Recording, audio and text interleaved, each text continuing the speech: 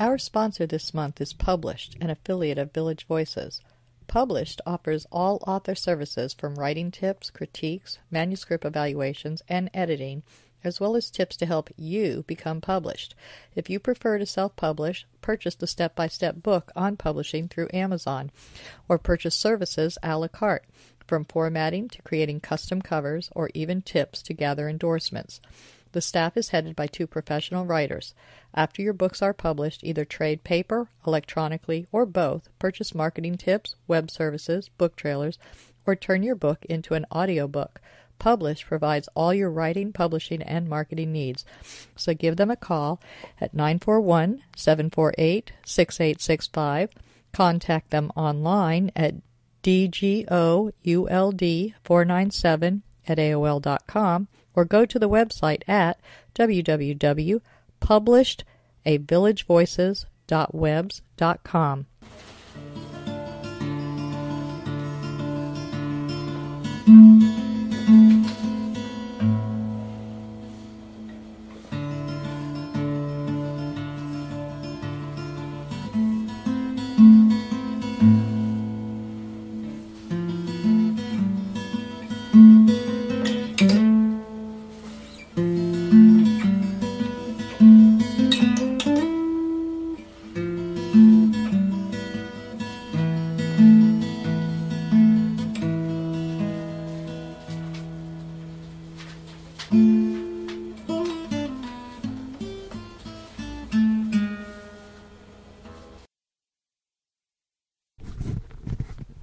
Good afternoon. Welcome to Culture Coast.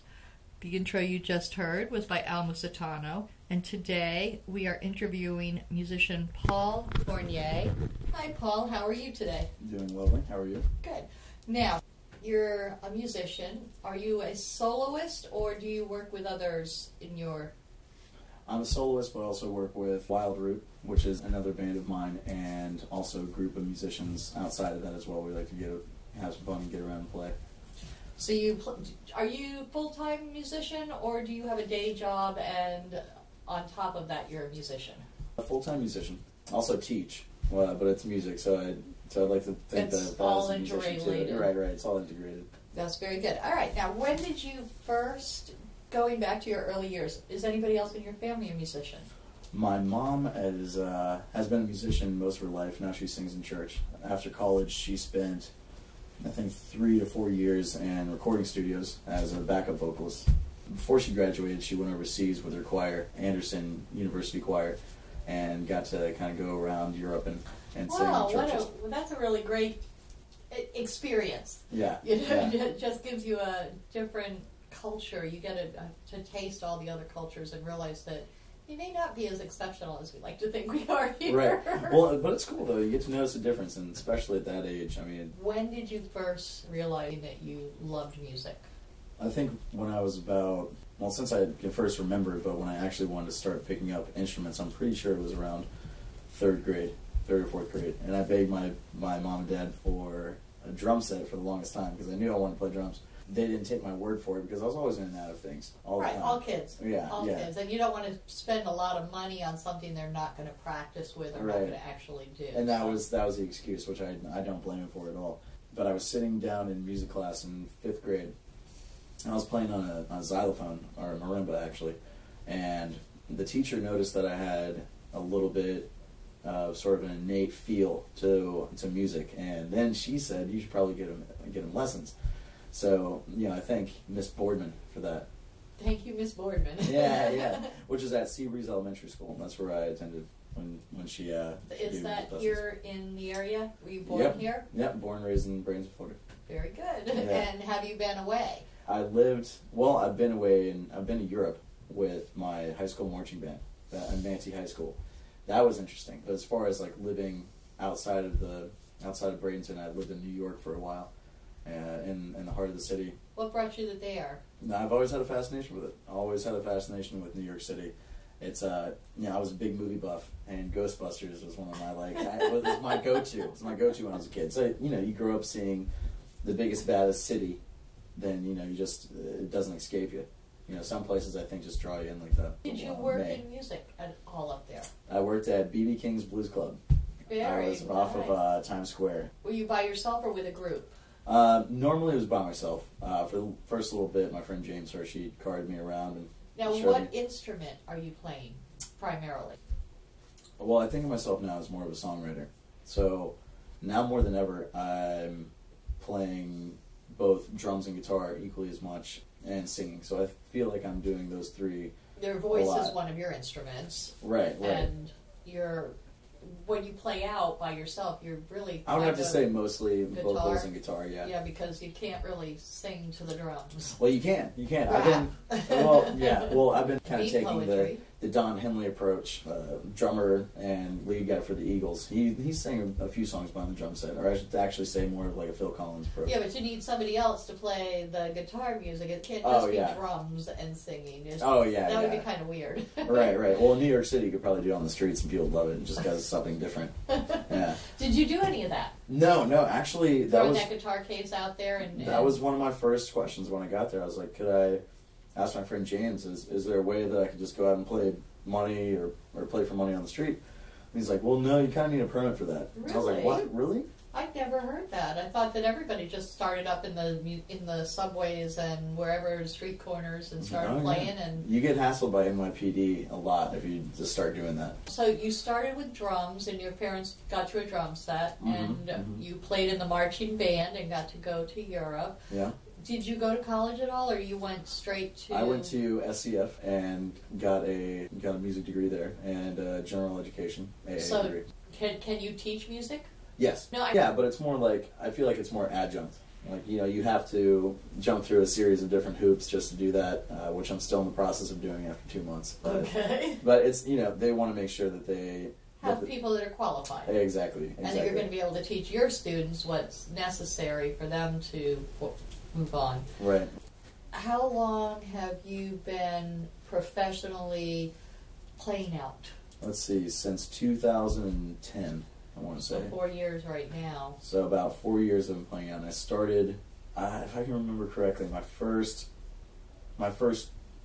weekly gig was at this place called MJ's, Michael John's Brasserie, American Brasserie. It's right by Carlton Arms, right over the bridge. And I haven't been back to say hello in a while. I need to do that. But that was my first gig. And then my second was places like Central Cafe, right downtown. And then I got a gig, which I'm still playing, at Lost Kangaroo through Sean and Kat Fetzer. Both amazing people. Sean was... So that's just a once-a-week gig? And that's bi-weekly, yeah. And you add to it with other gigs, and are you making a living right now just with your playing out? If I wasn't, playing through church and teaching at the school, I would still be making a living, yeah. Okay, good. So very good. Yeah, I'm very happy. How much approximately do you get? You're playing all by yourself, not with the wild group, but when you're playing by yourself, how much do you get per gig? Generally, 3 hours, 4 hours a night?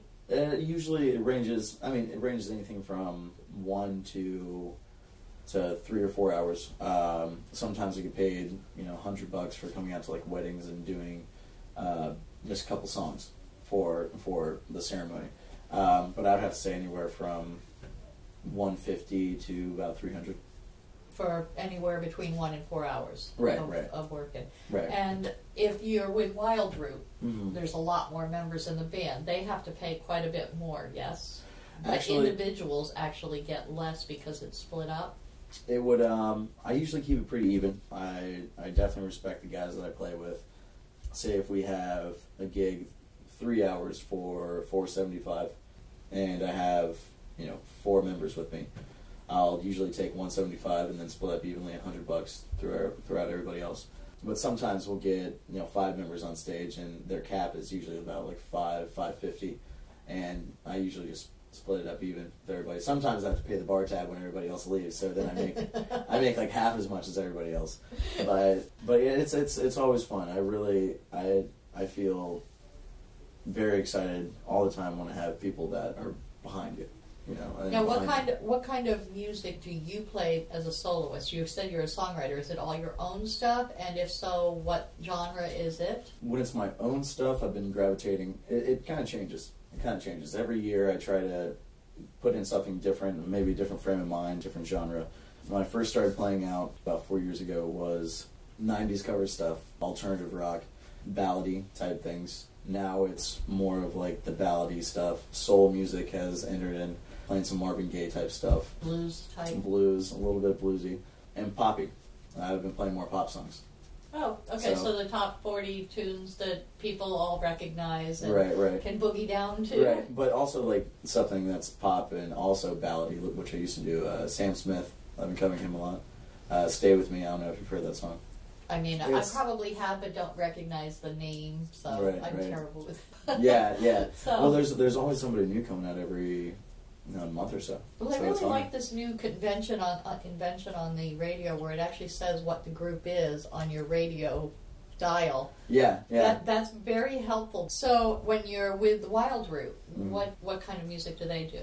We classify ourselves as a soul funk rock band. Soul funk rock. But we dabble. We're pretty eclectic when it comes to what people want. For instance, if we play a wedding, somebody wants more of like rock and roll mixed with dance stuff. We've also been known to play some Michael Jackson tunes and stuff like that. It's a wedding.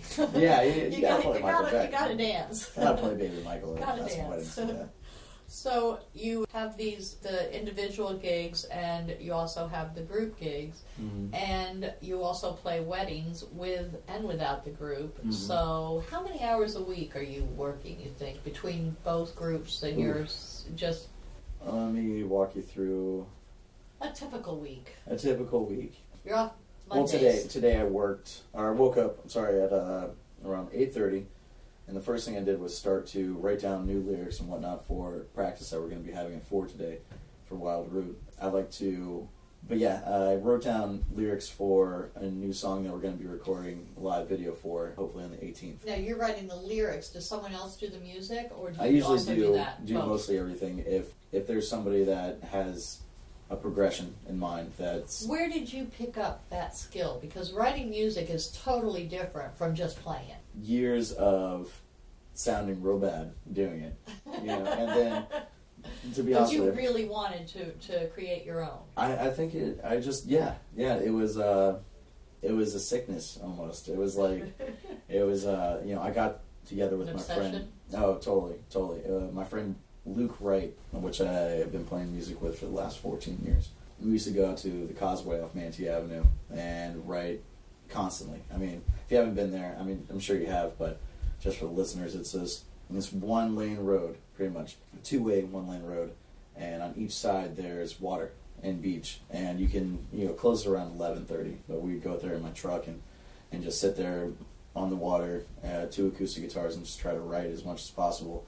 And I still am not sure exactly where the obsession came from of getting like the exact word down or this, that, and the other thing. I think it was maybe when I was younger, just a touch of stardom. Maybe every time I felt like something was really happening really good. Yeah, singing somebody else's songs doesn't usually make for a star. No, yeah, and it just didn't make us feel like we were doing all that we could musically. And at a young age, I realized that it was like, okay, well, what feels the best? And it was always writing your own stuff. Now, you've been writing for a long time. Have you gotten any CDs that you have recorded?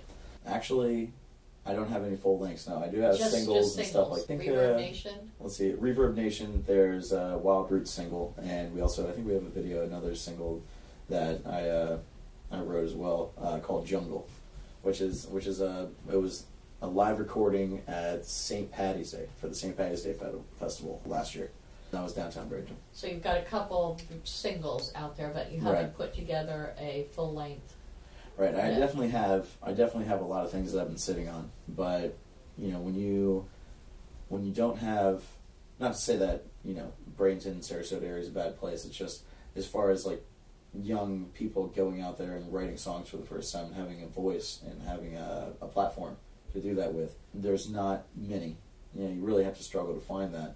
So later in life, I started to gain the confidence, and plus with just how easy it is to spread your name through the internet. You're learning your social marketing. Now you have to be a social marketing genius to get somewhere with all artists. It's true. Oh yeah, all artists. All artists. But yeah, once you start to get a handle on it, and be like, wow,